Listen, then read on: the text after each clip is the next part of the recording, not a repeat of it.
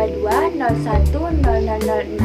Saya dari kelas 3A, Fakultas Ekonomi dan Bisnis, Program Studi Ekonomi Pembangunan. Saya dari Universitas Tabanan.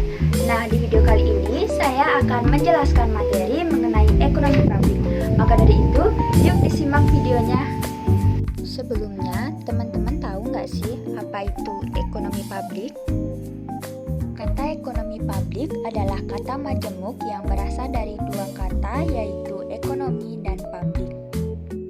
Kata ekonomi berarti kegiatan yang bertujuan memenuhi kebutuhan atau needs dan keinginan atau wants untuk meningkatkan kualitas kehidupan dan kesejahteraan masyarakat. Kemudian, kata publik mempunyai arti yang cukup luas dan beragam penggunaannya dan pengertiannya serta penerapan kata publik umumnya berkaitan dengan kehidupan berbangsa dan bernegara. Dengan demikian, pengertian ekonomi publik adalah aktivitas ekonomi yang berkaitan dengan kesejahteraan masyarakat luas atau kesejahteraan publik, menyangkut masalah normatif, kepatutan, dan kepantasan kebijakan yang dibuat oleh penyelenggara negara dalam menjalankan fungsi pemerintahan untuk mencapai tujuan bernegara dan berbangsa. Selanjutnya, apa saja peranan pemerintah dalam perekonomian negara?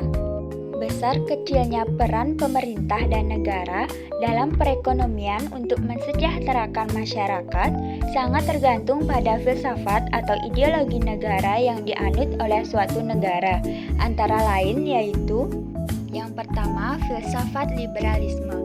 Liberalisme adalah suatu pandangan hidup yang menganggap bahwa kebebasan adalah sebagai tujuan hidup dan sebagai ukuran suatu kegiatan.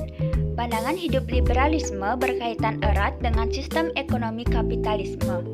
Pada negara yang menganut filsafat liberalisme, di mana negara memberikan kebebasan sebesar-besarnya kepada masyarakat untuk tumbuh dan berkembang membangun ekonomi, sedangkan pemerintah hanya melaksanakan peradilan, pertahanan, dan keamanan. Yang kedua, filsafat sosialisme. Sosialisme adalah suatu pandangan hidup yang menekankan dan atau yang bertujuan akan pentingnya kepentingan bersama. Negara yang menganut filsafat sosialisme, di mana pemerintah memimpin dan mengurus hampir segala macam kehidupan masyarakat sampai memiliki semua alat-alat produksi. Yang ketiga, filsafat Pancasila. Di Indonesia saat ini menggunakan filsafat Pancasila.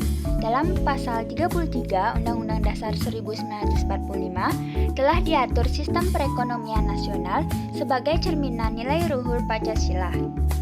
Selanjutnya, fungsi pemerintah dalam perekonomian aliran klasik. Menurut Adam Smith, peranan pemerintah hanya meliputi 3 fungsi saja, yaitu: yang pertama, memelihara pertahanan dan keamanan dalam negeri. Yang kedua, menyediakan barang-barang yang tidak disediakan oleh pihak swasta seperti jalan raya, dam atau bendungan, dan lain-lain. Yang ketiga, menyelenggarakan peradilan. Selanjutnya, fungsi pemerintah dalam perekonomian modern. Yang pertama, fungsi alokasi. Fungsi alokasi adalah fungsi pemerintah untuk mengalokasikan sumber daya atau sumber-sumber ekonomi secara efisien sehingga kebutuhan masyarakat akan barang publik atau public goods dapat terpenuhi. Yang kedua, fungsi distribusi.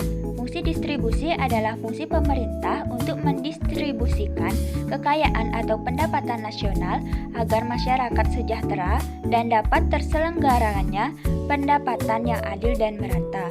Yang ketiga, fungsi stabilisasi. Fungsi stabilisasi adalah fungsi pemerintah untuk mewujudkan kestabilan ekonomi yang lebih mantap, yaitu mempertahankan kesempatan kerja yang tinggi, stabilitas harga, tingkat pertumbuhan ekonomi yang cukup memadai. Selanjutnya, kegiatan pemerintah. Kegiatan-kegiatan pemerintah untuk mensejahterakan masyarakat yaitu: yang pertama, kegiatan produksi.